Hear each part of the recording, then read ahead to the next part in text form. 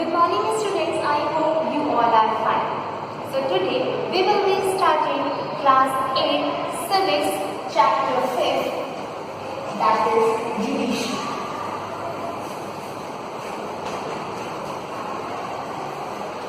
So in this chapter we will be studying about judiciary, role of judiciary, what is an independent judiciary, the structures of the court and who have access to the court. We are also talked about various laws, how the laws are formed. Yes, but with the introduction of rule of law, we all begin to treat it as equal. Yes.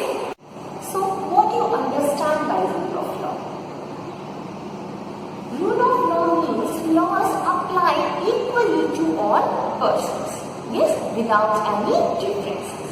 And there are certain of fixed procedure we need to follow when our law is violated. Yes. Now, in case those laws are broken or not followed, what would happen? Is a violation of law. Yes, law is violated. So, when there is a violation of law, we call for a judiciary. We call judiciary. Yes, to enforce this law, we have a judicial system that consists of a mechanism of courts. The Supreme Court of India is the highest authority of the judiciary. But first of all, we need to understand the role of judiciary system. Courts in India are responsible for handling and passing decisions on multiple issues. How our school should improve the quality of education and two states can share each other resources, etc. The courts also have the right to punish people for the crime they commit. Almost every social situation which needs our rule is managed by the judiciary. Whenever there is a dispute, the courts intervene in providing solutions. Students, our first topic is role of judiciary.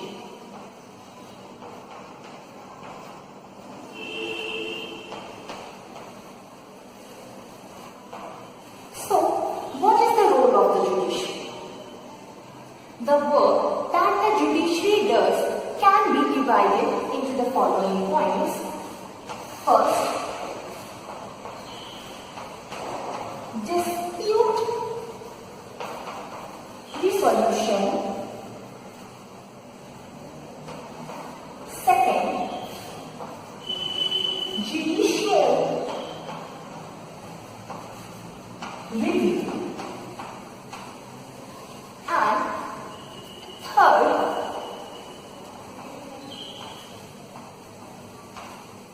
upholding the laws and enforcing fundamental rights. Now, first is dispute resolution. So, resolve.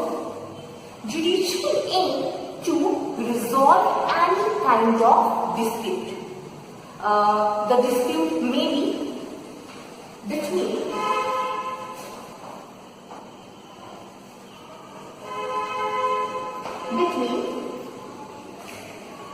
two citizens. Yes, the dispute may be between citizen and the government. Yes, third, the dispute may be between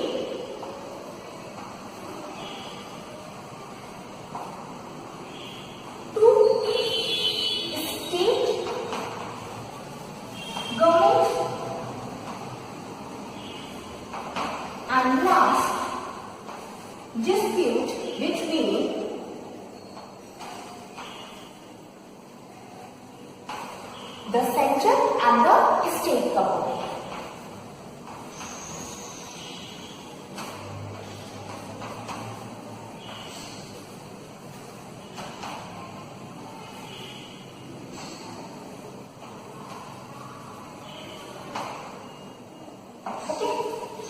Now, first is dispute between two citizens.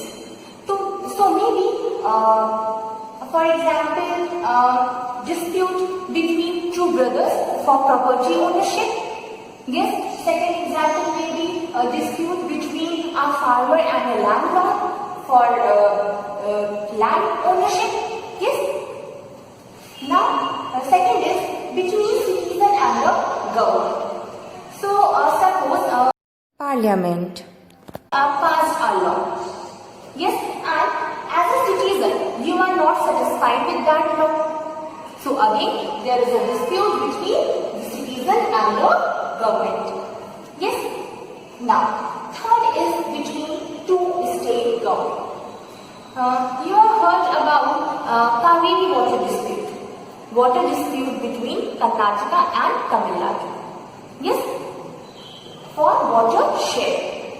So, the dispute between two state governments. Now, last is between the center and the state. Suppose center pass a bill and the state government are not satisfied with that bill. So again, there is a dispute between the center and the state government. Maybe the dispute on budget also. Yes, the center not agree on the point of budget. Okay. So this is about dispute resolution. Resolution means to resolve. Now, second is judicial review. Judicial review. Students, review means again. So, second work of judiciary is judicial review. The judiciary also has the power to strike down particular laws passed by the Parliament. Strike down means to declare a law illegal, to make amendment in the laws or to change the laws. If judiciary felt that these laws violate the basic structure of the constitution, then only. Yes, so we also call judiciary as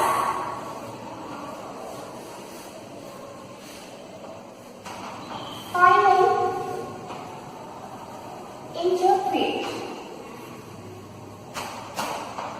or final authority of the constitution. We also call judiciary as final interpret or final authority of the constitution. Now, last is upholding the laws and enforcing fundamental rights. Another work of judiciary is upholding the laws and enforcing fundamental rights. Every citizen of India can approach to the Supreme Court or the High Court if they believe that their fundamental rights have been violated. For example, our third fundamental right against exploitation, prohibit all form of child labor. Yes, means children under 40 years of age not allowed to work. Yes, so if anyone forces any children for labor, he or she can file a case against that person. So here, our next topic is what is an independent judiciary. So our next topic is what is an independent judiciary. So So why we need an independent judiciary? Now imagine a judicial system in which politician has the power to appoint and dismiss a judge from his office. And this politician has encroached on your land. Now, when you take this case to court, what will happen? The judgment in favor of the politician only, because politician has the power to dismiss a judge, and the judge will be scared of losing his job.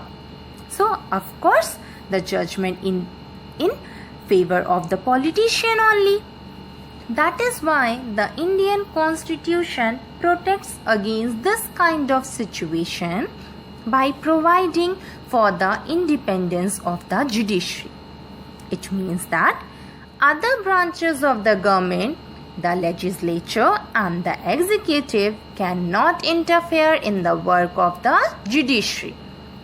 And all judges in the High Court as well as Supreme Court are appointed with very little interference from these other branches of government.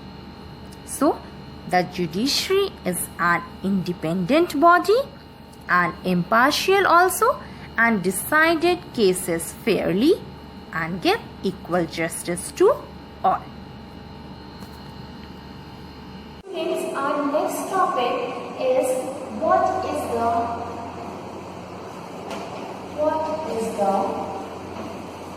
structure of courts in India. Yes. So there are three different levels of courts in our country.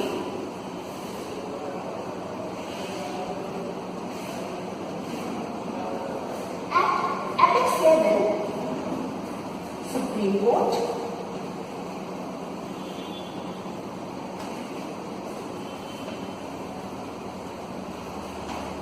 At state level, High Court.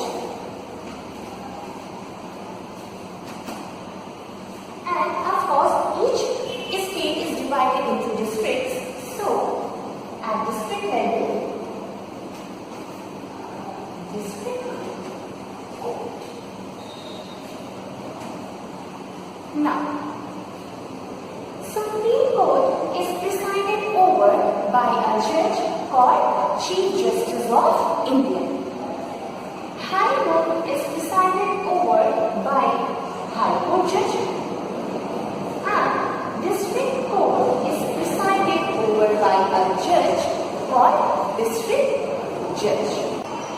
Now, the judges of Supreme Court appointed by the President of India in consultation with the other judges, and the judges in High Court are appointed by the President of India in consultation with the Chief Justice of India and with the Governor, and the judges of District Court are appointed by the Governor in consultation with the judges of High Court. Now, because there are one High Court in every state. There are one High Court in every state. But there can be one High Court for two or more states as well. So, at present time, there are 25 High Courts in India. Now tell me, who is the Chief Justice of Allahabad High Court? Find out, okay? Now, when the next question arises, are these different levels of courts connected to each other? Yes, they are connected to each other because we have an integrated judicial system. That means they are interconnected to each other. Means the decisions made by the higher court are binding on the lower courts. So a person can appeal to any higher court if he believes that the judgment passed by the lower court is not satisfactory. For example, a person, if you file any complaint and you are not satisfied with the judgment of lower court, then with the permission of lower court, you can file a case in higher court. Yes, and the judgment of the higher court is the final judgment and lower court are bound to follow it. Our next topic is, does everyone have access to the courts? Answer is yes. All citizens of India can access the court in this country. The courts are available for all. But in reality, access to court has always been difficult for a vast majority of the poor in India, because legal procedure involve a lot of money and paperwork. So, for a poor person who cannot read and whose family depend on daily wage, the idea of going to court to get justice often seems very difficult. In response to this, the Supreme Court introduced PIL, means Public Interest Litigation, for those who cannot easily get access to the courts. It allowed any individual or organization to file a PIL in the High Court or the Supreme Court on behalf of whose rights were being violated. Now, for example, you have heard about the midday meal that children now receive in the government and government aided schools. Yes, it's because of a PIL.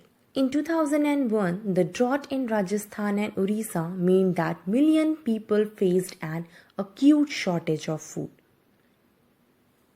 So, People's Union of Civil Liberty or PUCL filed a PIL in the Supreme Court on people's behalf, and Supreme Court therefore directed the government to provide food at cheaper prices and to provide midday meals to children.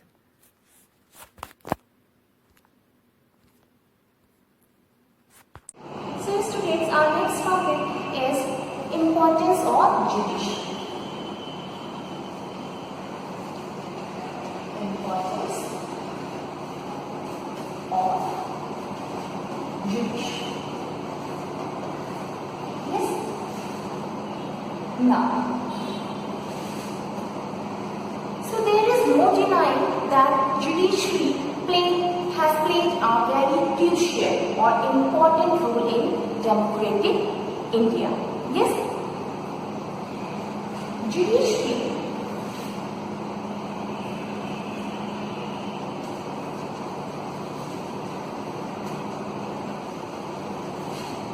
checks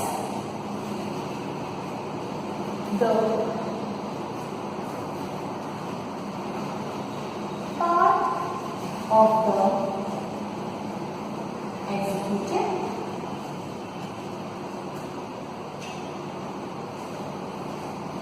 and legislature. Yes, that there is no misuse of power by the executive and the legislature.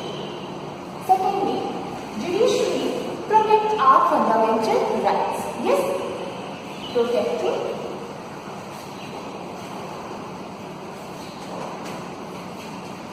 fundamental rights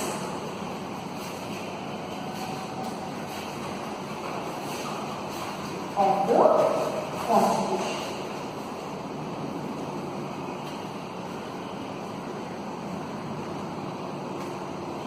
So, judiciary has played a very important role in democratic India.